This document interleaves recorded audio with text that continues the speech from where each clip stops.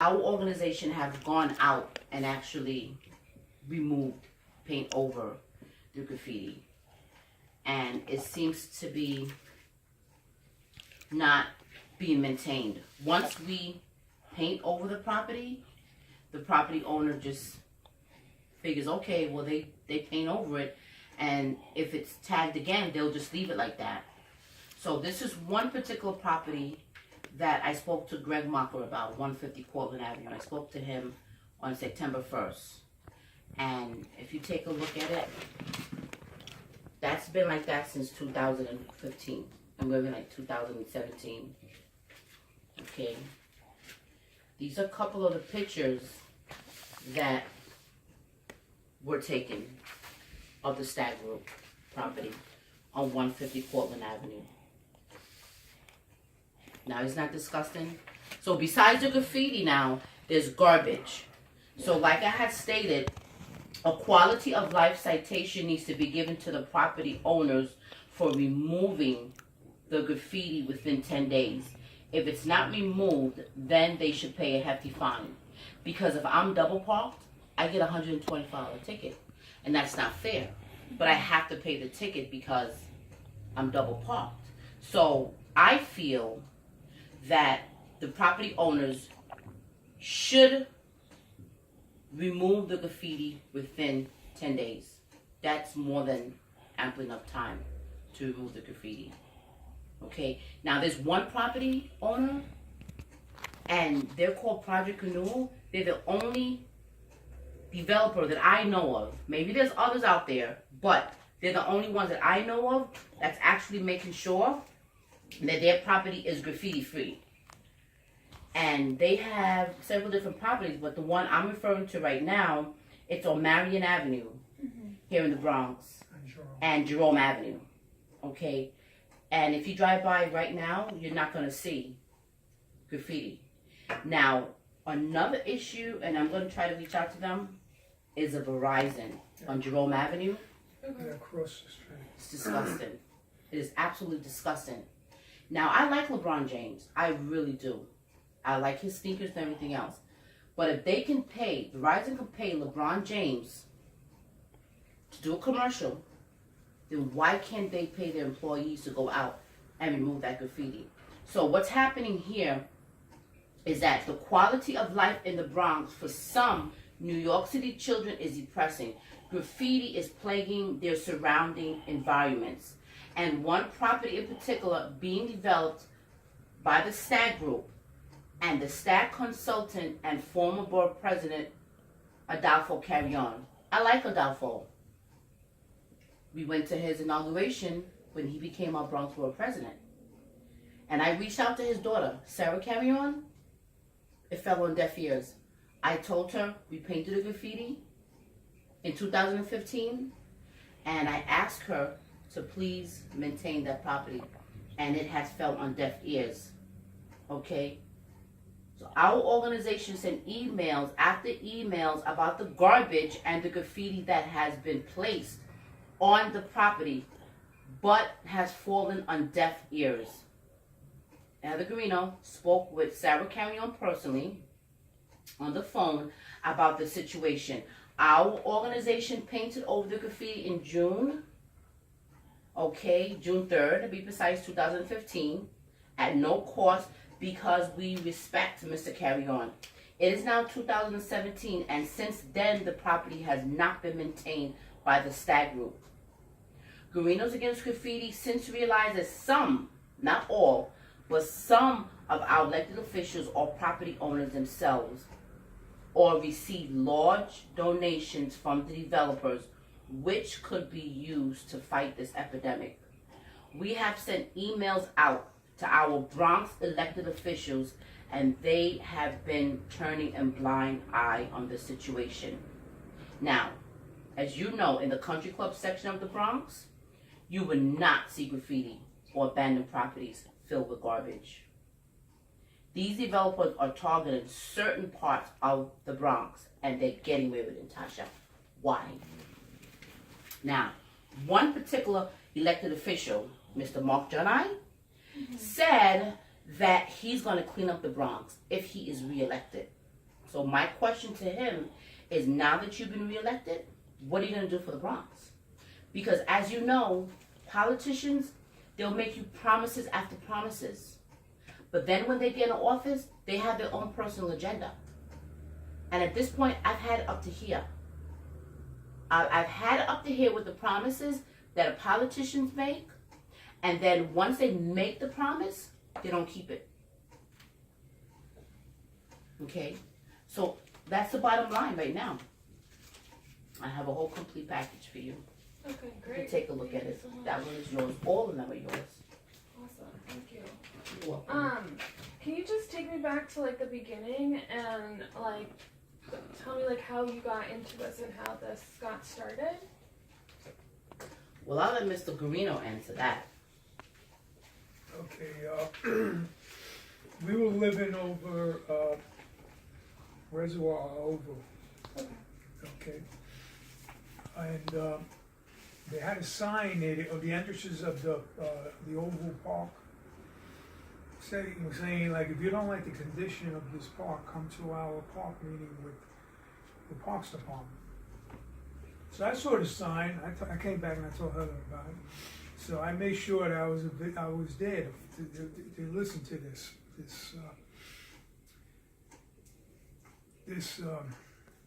meeting. So I went to the meeting, and so everybody was all screaming, hollering about this and that and everything.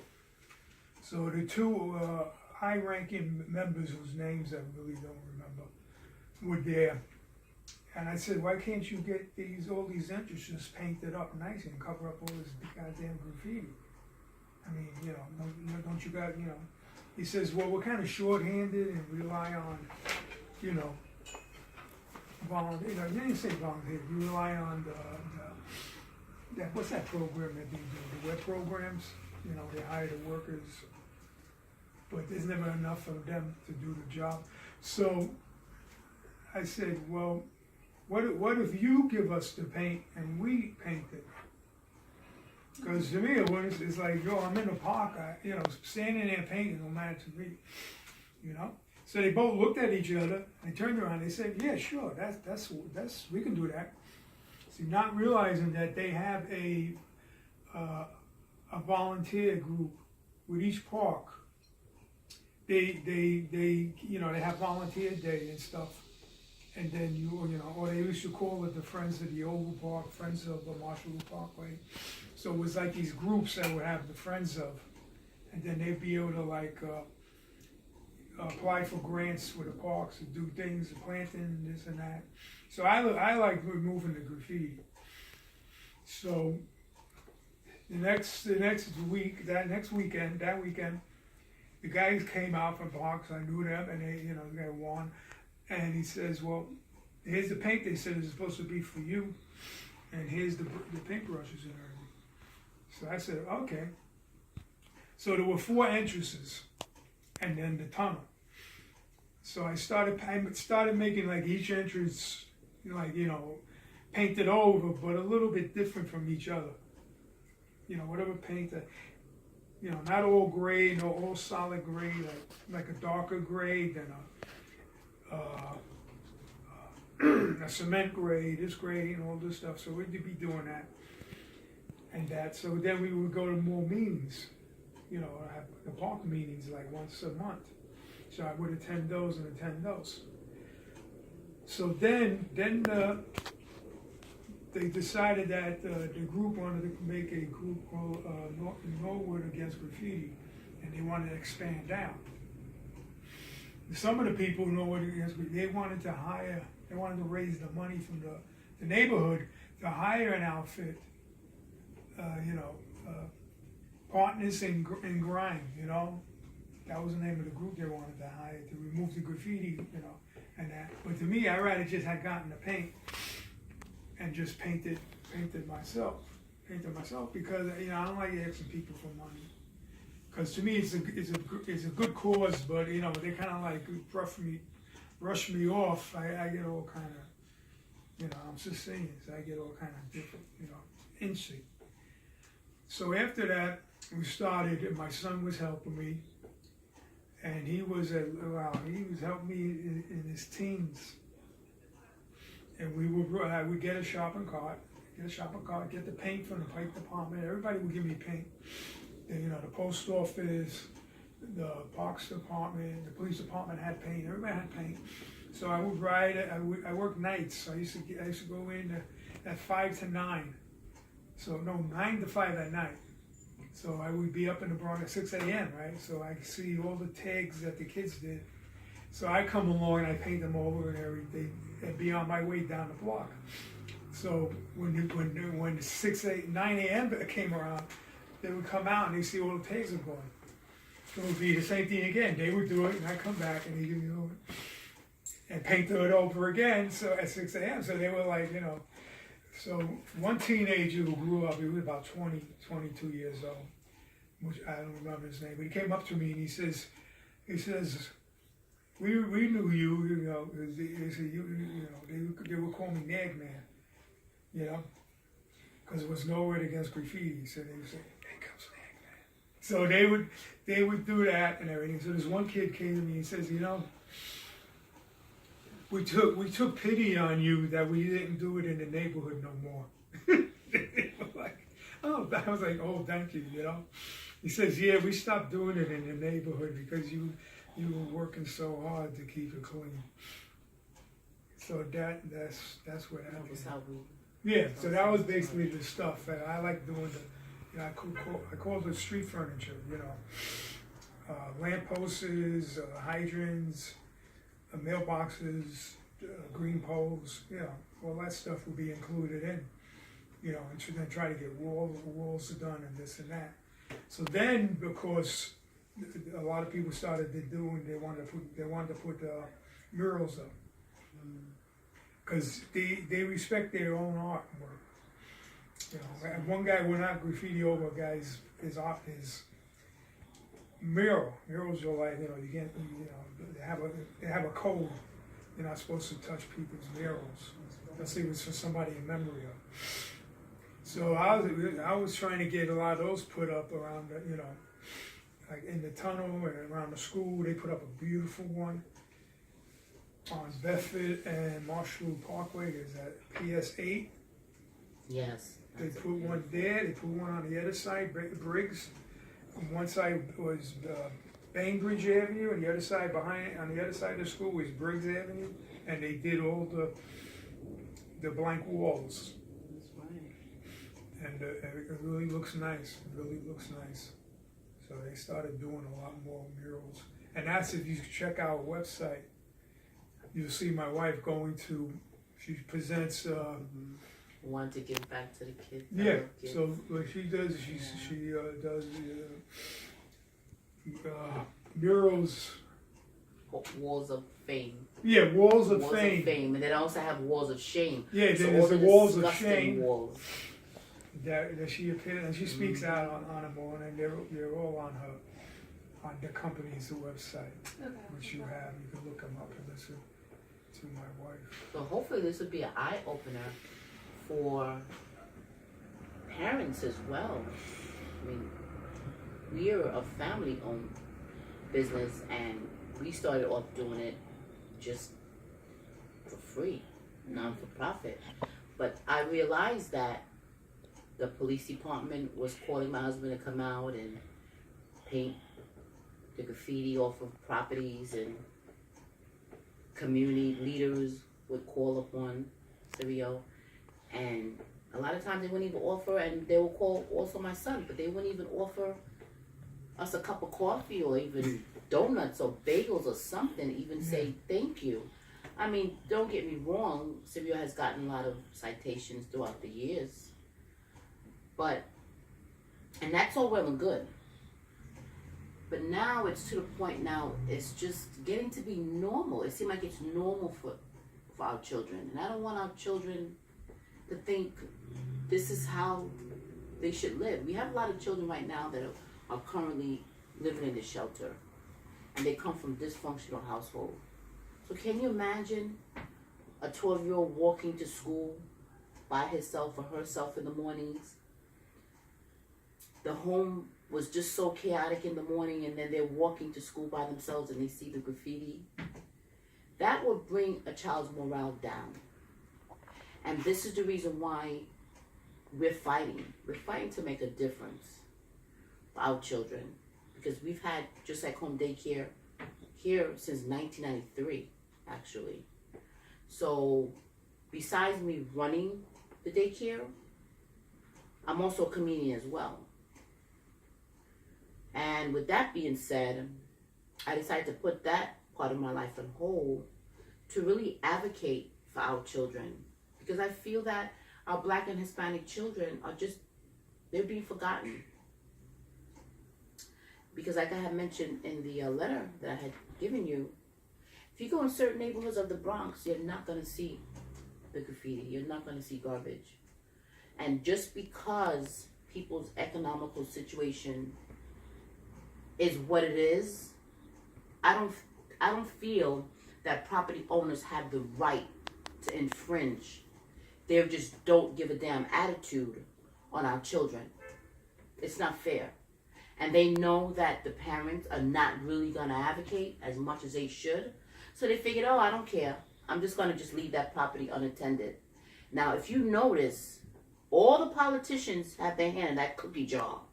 And that cookie jar is called the Kingsbridge Armory. Everybody's fighting over the Kingsbridge Armory. But what they fail to realize and what they fail to do is to fight over to get that graffiti removed. That makes me very angry. Because there was a property right across the street from the armory, and it was owned by Alan Bell, and now they're developing so-called affordable housing. It's not really that affordable, because I don't think $1,400 for one bedroom is affordable. That's a rip-off, if you ask me, and that's a mortgage payment. But nevertheless, when I went to the Bronx Borough President's office and had addressed the issue to him about the Alan Bell property, that also fell on deaf ears as well. Okay? Now, the only reason why I got a phone call back from one of the staff members, Andy, that's his name, Andy, from the Borough President's office, was because News Channel 12 interviewed me in front of that property. You mean Channel 11? No, it was News Channel 12 that came out. It was John Diaz. Oh, that's right, I remember. John Diaz. Yeah, what it was they tore out it was a car wash. So they tore away the building, so now you can see the back where it was the kids would get in and graffiti it all up. So this guy figures that he wasn't going to do nothing about it because he's going to put a building up in front of him. So he figures why go the extra yard? But you know what really upset me when I brought it up to news? Well, when I brought up the Community Board 7 first, they turned a blind eye. I brought it up to Ruben Diaz Jr.'s office. He turned a blind eye. And they were passing the buck on each other. They were telling me, call Community Board 7. Community Board 7 was telling me to call Ruben Diaz's office. This is what these politicians do. They play this juggling game. Call this person. Oh, no. Call that person. Oh, no. That's not my job. Well, you got to call this person. You know what? The bottom line is that Ruben Diaz, he has Alan Bell's phone number.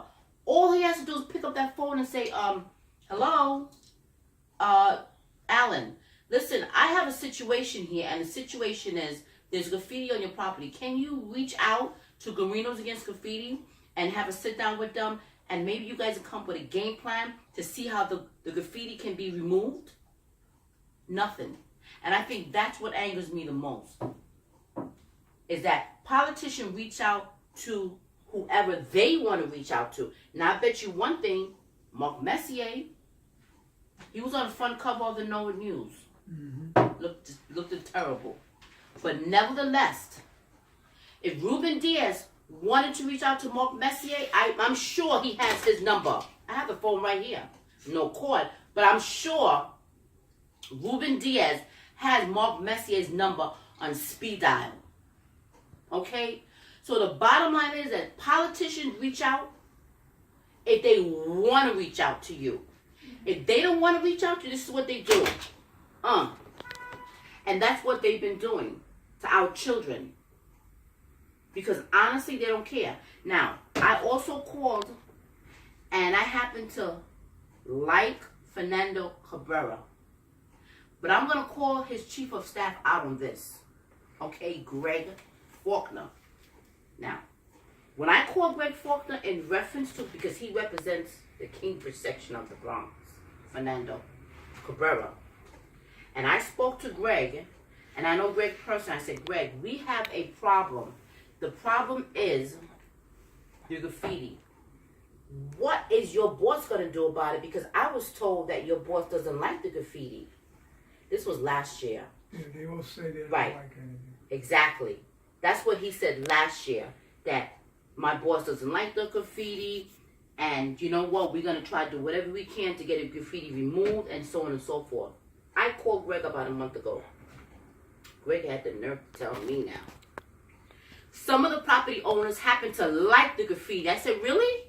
So you're trying to tell me these property owners, these millionaires, okay, these developers would like the graffiti on their multi-million-dollar property that they have upstate New York where they live? You see, a lot of times these developers do not live within the community. They live upstate. Okay? And they come into the Bronx, and I feel that the Bronx is like the stepchild of all the 5 boroughs. Because every time these developers want to build a so-called, quote-unquote, affordable housing, where do they go? The Bronx. When they want to build a shelter, where they go? The Bronx. How come they don't go to Manhattan? Because Manhattan, see, there's certain things, you cannot go in certain parts of Manhattan and build. Plain and simple. But the Bronx, I feel, is a dumping ground for a lot of these developers, and it's a multi-million-dollar borough for them, not for us, because they get a big tax write-off and so on and so forth. So it's a dumping ground for the developers. And if we as a community activist, as a community, do not speak out and speak up against what is happening, the Bronx is gonna go back to the 70s. Plain and simple. Don't get me wrong, I have nothing against graffiti, but I like nice, beautiful graffiti. I don't want something that's gonna look depressing. That's just scribble, scrabble. So you don't have any problem with like big, like well done graffiti murals? Yeah, but it's like really the nice. tags, just like the random tags. Right, the random because tag. it's like, it's like a type of art now, which is known in the graffiti style. It was like, let me see, Picasso had his blue moment, Mm-hmm. And it's, things like that, It's a different style of art. But you know what? Some of the tags, I don't even understand what they're saying. And then they'll leave curse. Okay, curse words. And then you also have gang tags as well. So with that being said, when I was told by Greg Faulkner, well, the property owners might like the graffiti on their property, I said, really? At that point, I had to get off the phone with him because I knew what he was trying to say. Okay? He sounded like an idiot to me. Because I know doggone well that if Alan Bell had graffiti on his property where he lived, in his neighborhood, it will be removed as soon as possible. There's some parts of Manhattan that the minute that property is tagged, you better believe it, in the middle of the night, it will be gone. Plain and simple. So this is the reason why I'm telling you, Miss Natasha, that certain parts of the Bronx, certain parts, even in Manhattan, certain parts of Brooklyn and Queens are being targeted by developers. Because the community, I'm not even going to blame the politicians anymore. I'm going to blame the community, because the community, you know what they do? They sit back and they just, allow the politicians to do what they're doing to us. Plain and simple. Okay? Because there's certain parts of Manhattan, there's certain parts in the Bronx, there's certain parts in every single borough, you cannot go and just do whatever you want to do. Because people in that community are not having it. Okay? we in this community right here are very complacent. So I tell people the politicians will do what they want to do to you if you allow them to do it to you. If you don't allow them to get away with what they've been getting away with, then they won't get away with it. Plain and simple. And how does your like day-to-day operations work today? Do people call you up and say there's this graffiti, can you please come? Well, now it's like, it's, they call up if they own the property. If they want the graffiti moved, then I would say I have to meet you at the site. I gotta size it up. Mm-hmm. Because technically what we do is that what the city does is that we pay once a month, and we maintain the property on a daily basis. We maintain it seven days a week. 7/20. Yeah. And if it snows, we'll go out and we'll shovel the snow. Try to paint it in the snow. Yeah. Which isn't always work well. But it's always like, weather permitting, because if it's raining, that's it. You don't touch nothing. It's just gonna move. But we also do snow removal as well too. So let's say you have a property owner who's out of town, and they say, listen, Miss Heather, I'm going out of town for about a month. Is it possible you can maintain the property? Yeah, that's another thing we did. We'll paint, we'll do graffiti, but we'll also keep the private property, clean, garbage free, and then and snow from removal if you want it thrown in. We'll give you a different type of price if you want that. That's what the Project Renewal was. What they wanted. Cleaning and snow removal, and to keep the graffiti off. We will also have to keep the weeds down as well. Yeah, that was another issue. Right. I had to go in there and cut all the weeds down twice. Yeah. Pull them out. Someone left the television on the stairs, so we had to move the TV from the stairs and we had bag it up properly, dispose of it. I must have had about 10 TVs that they dumped in front of the property. I had to bring them inside. But then they were going to demolish it, and they just were going to pick them up and take them away. Nobody recycles TVs anymore. Yeah. They're all those HD. These type of TVs here, you can't get nobody to take them. Nobody wants them. There's nothing in them now to take. Yeah. And so when you paint over a wall that has graffiti, is it usually going to get tagged again? Or are some areas, once you paint, like no one really touches it, and some areas worse, or does it just vary? Well, it seemed like that area we were painting over was the Minerva place, which curved into Creston Avenue. We painted that wall, and I think they came back once to graffiti it, and then we painted it again. And then they realized that we were keeping the paint inside the building, and that no matter what we were there every single day, and that they just kind of gave up. They gave up. Just looked at it, and once in a while somebody else would be coming down the other side, but it's the same thing. I had a big gallon of paint, 5-gallon paint. We'll just touch it up So every day. it's like, we're there anyway, so we're going to paint the graffiti. But we try to get in touch with these zombie houses. Oh, that's property another owners. They're the ones that these houses, like, they're empty and nobody's in them, and you can see all the garbage. Sometimes they break into the houses and they're squatting in there and things like that. So we try to get them to hire us to keep all the high grass and things away, and keep the sidewalks clean. And Jeffrey Klein, we even reached out to Jeffrey Klein's office. Yeah. Letting him know who we are, and if he needs help, give us a call. But like I said, the politicians have their own agenda. Yeah, there's a owner's office where you go into on Arthur Avenue, and you give them the name of the property, and then they'll You can ask them who's the owner of this property, you know, I wanna reach out to them to work.